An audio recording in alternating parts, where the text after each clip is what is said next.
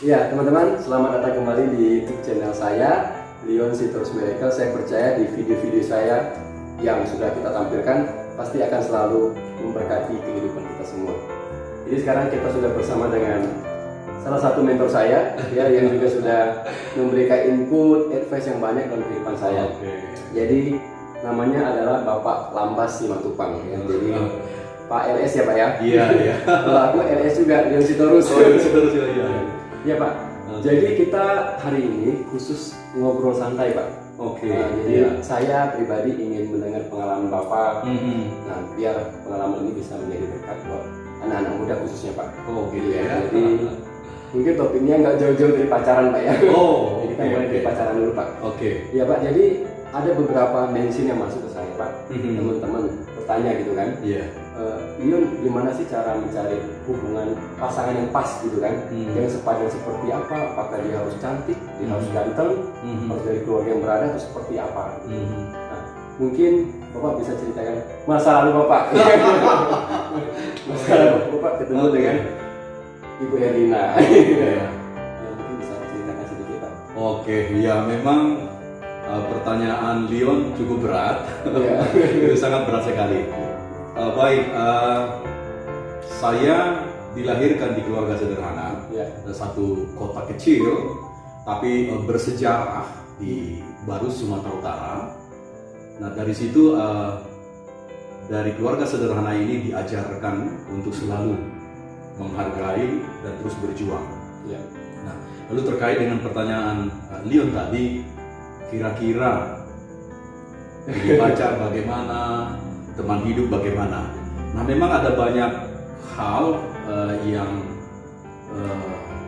ditanyakan oleh orang perihal memilih pasangan hidup, apakah perlu bibit, bebet dan bobot, dan semuanya, apakah fisik perlu. Nah, jadi itu memang hal-hal yang umum, tetapi memang itu sangat penting sekali di dalam kita ingin membangun sebuah keluarga. Jadi memang banyak hal yang menjadi pertimbangan-pertimbangan kita. Karena bagi saya ya, tentu berbeda ya. Berbeda bahwa ketika ingin menemukan pasangan hidup, ya bagi saya itu persoalan serius. Persoalan serius karena itu tidak mudah untuk perjalanan berikutnya. Saya mau bagi nih teman-teman, pengalaman begini. Ketika saya akhirnya bertemu dengan Ibu Herlina, itu di Bandung. Di Bandung karena saya seorang pelayan, bekerja di melayani di sebuah gereja di Metodis. Saya berkunjung ke sebuah rumah sakit karena waktu itu diperkenalkan bahwa papanya Ibu Herlina, istri sekarang, sakit terus berdoa. Nah, ketika saya bertemu, sudah ada satu kekuatan. Benih Pak ya? Iya, di benih itu belum falling in love, belum. Oh, belum. Jadi sudah ada getaran itu. Loh, kok sepertinya ini yang saya cari. Berlanjut komunikasi. Dulu belum ada smartphone, masih telepon. Saya masih ingat dulu telepon Ericsson yang Sony Ericsson ya. Saya lupa tipenya. Nah, berjalanlah komunikasi, ya biasa saja bagaimana orang tua. Akhirnya berjalan, masih terus di rumah sakit. Nah, pertemuan berikutnya ini hal yang unik. Karena saya ketika pandangan pertama sudah ada kekuatan di hati, lalu saya doakan kepada Tuhan. Waktu itu memang beberapa kali saya selalu berdoa di usia 30 tahun. Tuhan, Engkau pertemukan teman hidup. 30 tahun ya Pak? 30 tahun. Saya ingat memang udah mau masuk 30 waktu itu. Saya kembali dari Bandung ke Bekasi, naik Prima Jasa.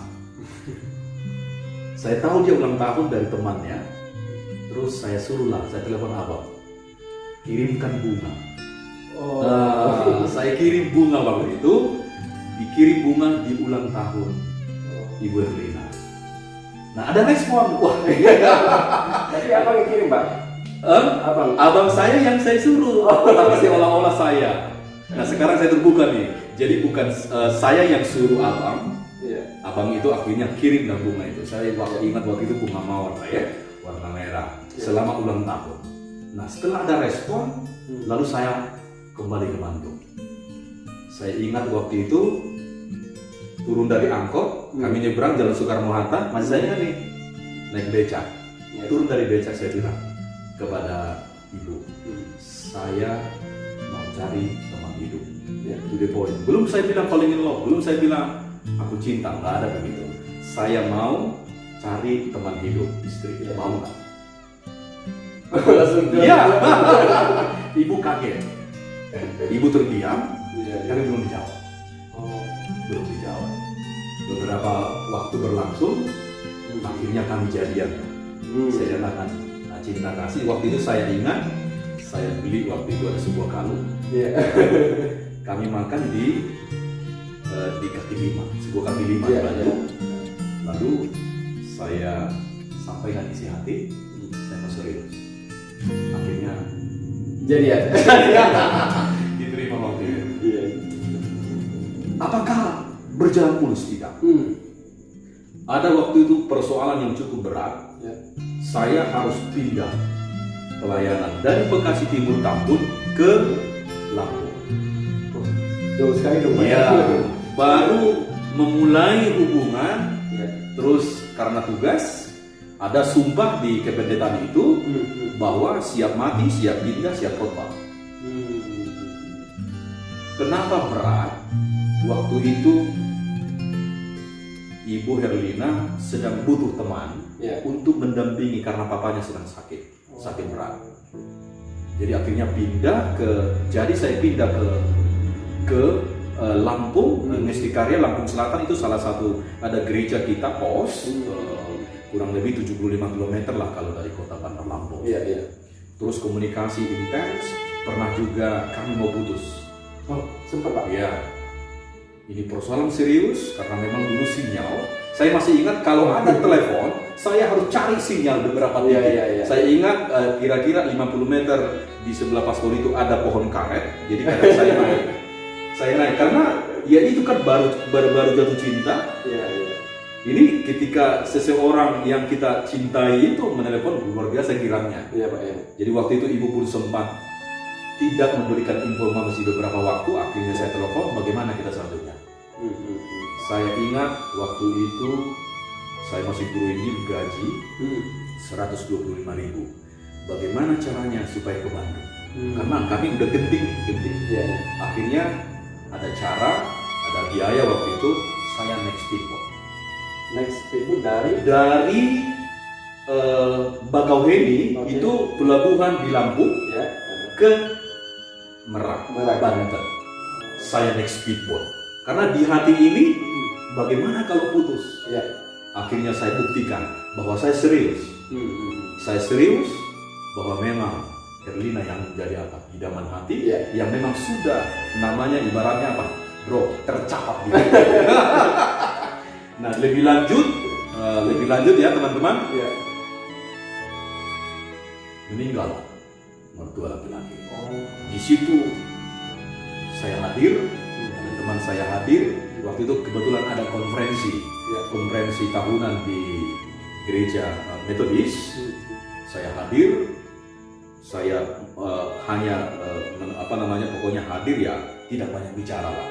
Saya mau tunjukkan bahwa memang kehadiran saya minimal memberikan kekuatan kepada Ibu Herlina. Kira-kira itu satu pengalaman di dalam masa proses berpacaran, mulai pengenalan, jatuh dan bangun di dalam membangun hubungan itu, karena tidak gampang karena jarak juga, kondisi pelayanan juga yang bisa memang membuat kita kalau memang tidak kuat hati itu, ya memang di situ persoalannya. Bisa saja kita jangan-jangan ini bukan pasangan saya, jangan-jangan. Kira-kira itu yang bisa saya coba sharekan, pengenalan berpacaran bagaimana awalnya dan bagaimana akhirnya kami masuk pada pada sebuah komitmen. Nah itu masih banyak tantangan yang harus kami hadapi. Kalau kita cerita mungkin nggak habis malam ini. Wah, mungkin ini Pak, saya juga pengen tahu Pak. apa yang Bapak lihat dari Ibu Herlina? Mungkin sebutkan 3 aja Pak. Yang Bapak menimbulkan daya tarik. Oh gitu ya. Nah baik, sebagai laki-laki kita juga harus jujur. Memang ketika kita bertemu dengan seseorang di pandangan pertama, soalnya ada kekuatan di hati. Kekuatan di hati itu lalu kita coba pahami. Ketika kita mulai berkomunikasi, ada komunikasi 2 arah itu berjalan dengan baik. Bisa kok kita rasakan bahwa kita nyaman dengan dia atau tidak. Itu yang pertama. Jadi memang kita yakin bahwa hubungan ini bisa berlanjut. Kemudian ya jujur saja sebagai laki-laki normal ya, memang fisik perlu cantik ya. Tetapi ingat bahwa itu akan nanti diuji. Betul. Inner beauty, yes, itu fondasi. Tapi memang kalau cantik di hati, saya sangat yakin dan percaya teori pun mendukung itu. Itu akan terpancar. Kecantikan dalam itu akan terpancar dari apa namanya? Inner beauty. Inner beauty akan terlihat kok. Bagaimana dia berbicara, bagaimana berkomunikasi ketika kita. Saya ingat dulu. Nah ini dia. Ini akan saya buktikan. Buktinya saya makan di pinggir jalan, Ibu Herlina mau. Lalu pernah juga Ibu Herlina ketika kami ke daerah Lembang waktu itu, dia coba menguji saya naik angkot yang isinya tukang sayur. Menguji saya juga, benar nggak ya? Jangan-jangan gengsi nih, cowok matre kira-kira seperti itu. Secara tidak sadar, di awal tadi sikap pertama bertemu kuat hati, lalu diterjemahkan dalam apa nih? Perjalanan berikutnya. Nah jadi ya itu sangat menentukan dan memang mendukung kerja kita. Dan dia pun mau mendukung itu karena ada juga bahwa pekerjaannya sebagai seorang pendeta. Nah, itu ada ujian-ujian memang. Tetapi ya sekali lagi bahwa memang ada keretapan hati, kekuatan hati ketika kita pandangan pertama. Nyaman ya Pak ya? Nyaman, nah itu dia. Oke, bahasa udah nyaman ya Pak ya? Nyaman banget gitu loh. Ya Pak, kita sudah bahas tadi tentang perjuangan Bapak, ya kan? Kemudian apa yang Bapak lihat dari seorang Ibu Herlina. Nah mungkin sekarang Pak, kan banyak juga hubungan yang nggak kuat Pak, berhenti di tengah jalan ya Pak ya, karena faktor ekonomi dan lain sebagainya.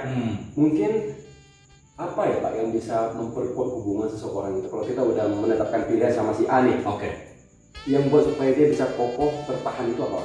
Pasti ada masalah loh Pak, ada gelombang. Mungkin itu tips kalian untuk anak muda Pak.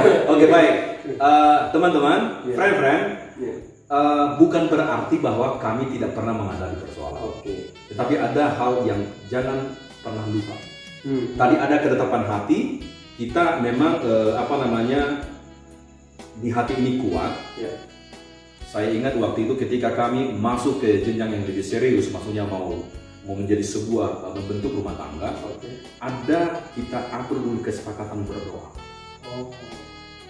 Jadi hari ini kita berdoa bareng, apa pokok berdoa? Ini sudah masuk pada persoalan yang sangat serius sekali. Nah, untuk membangun sebuah ikatan yang kuat atau rumah tangga, tidak cukup hanya jatuh cinta. Kalau kita ingat ada lagu jatuh cinta berjuta rasanya, tapi itu bisa membuat kita kalau jatuh cinta ya kadang antara yang rasional dan irasional, kadang kita sulit bedakan. Kadang melupakan teman-teman yang lain. Kalau saya tidak seperti itu. Ada tahap berikutnya, di situ dia namanya pengenalan. Kita harus juga berani membangun cinta. Membangun cinta. Jadi jatuh cinta yes, tetapi harus ada pasangannya.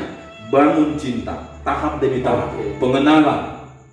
Bagaimana sifat, bagaimana karakter. Karena saya dan Ibu Herlina itu beda sifat, beda karakternya. Walaupun pada akhirnya karena kekuatan cinta, pada akhirnya di perjalanan berikutnya dua karakter yang berbeda akhirnya menemukan kebersamaan. Jadi harmoni itu tidak harus sama. Jadi justru di situ keindahannya. Saya suka nonton misalnya film politik, suka nonton bola. Ibu Herlina misalnya suka nonton misalnya fashion. Tapi pada akhirnya bisa tuh dipertemukan. Jadi tahap demi tahap pengenalan, dibangun cinta, sifat begini, karakter begini, ya nggak ada masalah. Kita coba terus belajar, saling menerima, saling menerima kelemahan, dan juga masing-masing kita punya juga kekuatan. Kadang lupa bahwa kita menutup-nutupi takut dan malu. Tidak perlu yang seperti itu.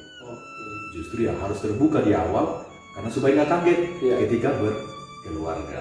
Kira-kira seperti itu. Jadi jatuh cinta itu dia biasa Pak ya? Iya biasa. Bangun cinta ini Pak. Membangun cinta. Ya, jadi bangun cinta dan juga harus menerima kekurangan satu sama lain. Yes. Ya, jadi yang paling penting lagi itu doa juga Pak ya. Iya. Ya, jadi buat teman-teman semua, mau agama apapun kita, tetap kekuatan doa itu penting banget. Iya. Oke. Pak, mungkin sekian Pak yang kita bisa bahas hari ini ya. Karena ini juga sampai keringatan cerita. Dengan cerita Bapak ini kan. Jadi saya yang grogi Pak. Ya teman-teman, terima kasih Pak ya untuk waktunya Pak ya. Buat teman-teman, terima kasih buat yang sudah nonton, sudah setia nonton video YouTube kami.